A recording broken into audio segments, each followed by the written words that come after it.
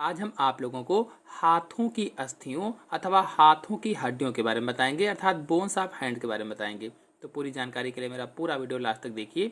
चलिए शुरू करते हैं।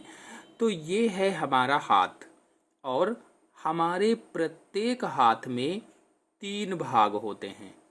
ऊपर वाले को बाहु या आर्म कहते हैं, यानी इस वाले भाग को बाहु या आर्म कहते हैं, जिसमें एक हड्डी ह्यूमरस होती है।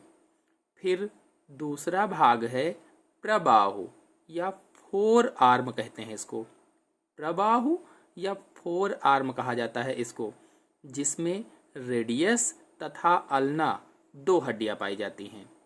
और तीसरा भाग है हस्त या हैंड, जिसे हम हथेली कलाई से लेकर के हथेली अंगुलियां तक आती हैं इसमें सब, तो हस्त या हैंड कहते हैं, जिसमें कार्पस, मेटाकार्पस और अंगुलास्थियां अर्थात फलनगस हड्डियां होती हैं। तो इस प्रकार से ऊपरी बाहु में ह्यूमरस, निचली बाहु या प्रबाहु में रेडियस और अल्ना तथा हस्त या हैंड की कलाई में 8 कार्पल्स अस्थियां होती हैं या हड्डियां होती हैं। हथेली में 5 मेटाकार्पस अस्थियां या हड्डियां होती हैं और अंगुलियों में 14 अंगुलास्थियां होती हैं। इस प्रकार से पूरे हाथ में ऊपर से नीचे तक यानी उंगलियों तक 30 अस्थियां या 30 हड्डियां पाई जाती हैं। चलिए इन सभी हड्डियों के बारे में क्रम से जान लेते हैं। तो पहली हड्डी है ह्यूमरस। तो यह हमारे हाथों की ऊपरी भाग की सबसे लंबी अस्थि है या सबसे लंबी हड्डी होती है। यानी हमारे हाथों में सबसे लंबी हड्डी कौन सी हुई? तो ह्यूमरस हुई। ये जो हड्डी है यही है ह्यूमरस। ये जो आप देख रहे हैं यही है ह्यूमरस।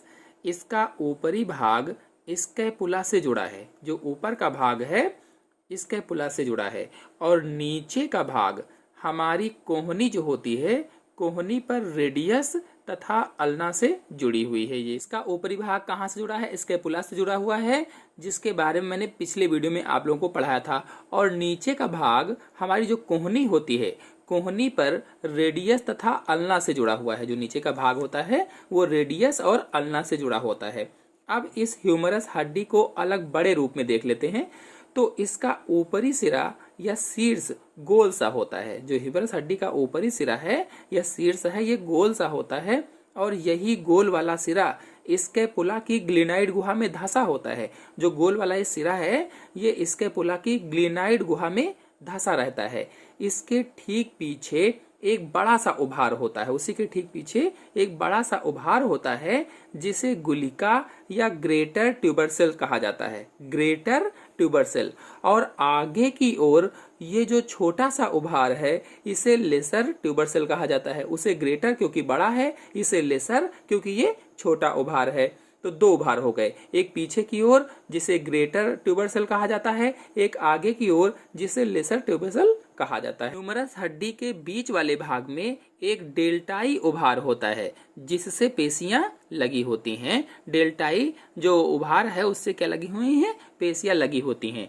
ह्यूमरस हड्डी का नीचे वाला सिरा या निचला छोर जो होता है कोहनी पर प्रबाहु की हड्डियों से जुड़ा होता है। अभी मैंने बताया था जो नीचे का सिरा है जहां से मोड़ते हैं हम हाथ को वो कोहनी होती है, तो कोहनी पर प्रबाहु की हड्डियों से जुड़ा होता है। मतलब ह्यूमरस का नीचे का छोर जो है वो रेडियस और अल्ना से संधि करता है या रेडियस और अल्ना से जुड़ा हुआ होता है।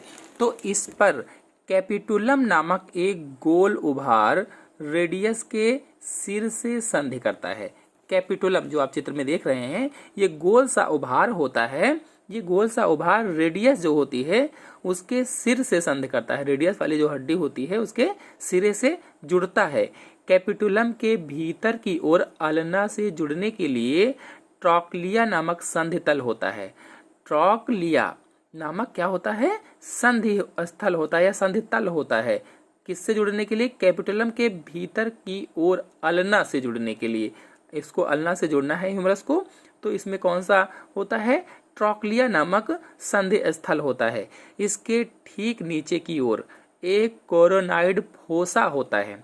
ठीक उसी के नीचे एक कोरोनाइड फोसा है, जैसा कि आपको चित्र में दिख भी रहा है, जिसमें बांह के मुड़ने पर अल्ना का कोरोनाइड प्रवर्ध घुसता है। जब बाह मोड़ी जाती है, हाथ को हम मोड़ते हैं, तो जो अल्ना का कोरोनाइड प्रवर्ध है वो इसी में घुस जाता है।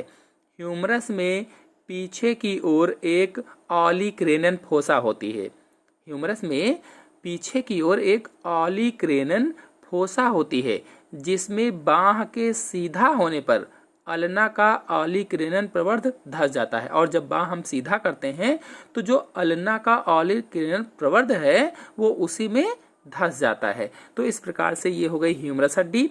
अब आते हैं रेडियस और अल्ना पर, यानी प्रबाह की अस्थियों पर। ये जो हाथ का पूरा कंकाल आप देख रहे हैं, इसमें ऊपरी भाग की हड्डी ह्यूमरस के बारे में मैंने बताया। अब ये वाली जो हड्डी है यानी रेडियस और अल्ना, इनके बारे में बताना है, यानी प्रबाह की अस्थियों को बताना है। तो अल्ना रेडियस से कुछ लंबी होती है। इसमें 2 हड्डियां होती हैं और दोनों हड्डियों में से जो अल्ना होती है ये रेडियस से कुछ लंबी होती है। अल्ना रेडियस से कुछ लंबी, याद रखेंगे।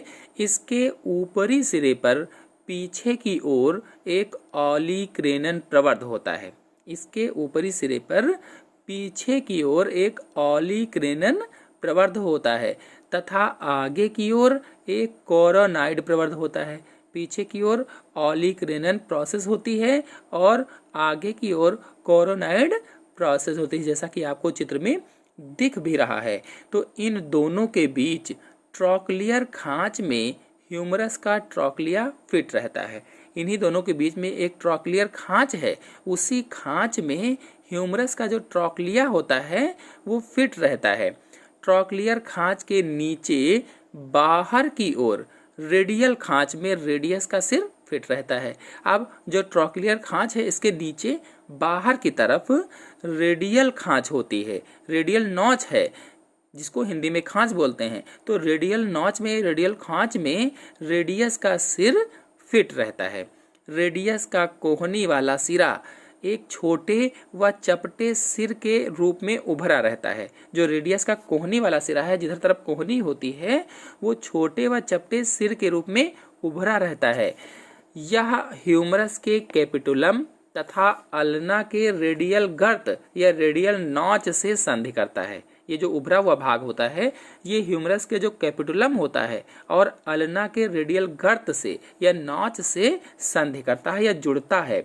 सिर के कुछ पीछे पेशियों के लगने के लिए एक रेडियल अस्थि प्रदेश होता है और इसी के सिर के पीछे पेशियों के लगने के लिए, ताकि पेशियां उससे जुड़ जाएं, लगने के लिए रेडियल अस्थि प्रदेश होता है या रेडियल ट्यूबरोसिटी होता है, जैसा कि आपको चित्र में दिख रहा है।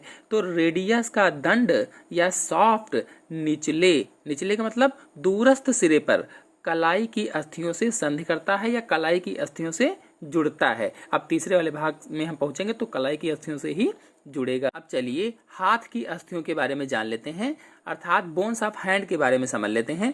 तो इसमें कलाई, हथेली तथा अंगुलियों की अस्थियां आती हैं। जो हाथ की अस्थियां हैं, जो हमारी कलाई से लेकर के उंगलियों तक हैं, इसमें कलाई, हथेली और अंगुलियों की हड्डियां आती हैं। कलाई में 2 पंक्तियों में, जो हमारी कलाई है, इसमें 2 पंक्तियों में 8 छोटी छोटी हड्डियां होती हैं। जो हमारी कलाई है, इसमें 2 लाइनों में 8 छोटी छोटी हड्डियां पाई जाती हैं या अस्थियां पाई जाती हैं, जो स्नायु द्वारा जुड़ी रहती हैं। जो स्नायु द्वारा, जो ऊतक होता है, इसके द्वारा जुड़ी रहती हैं।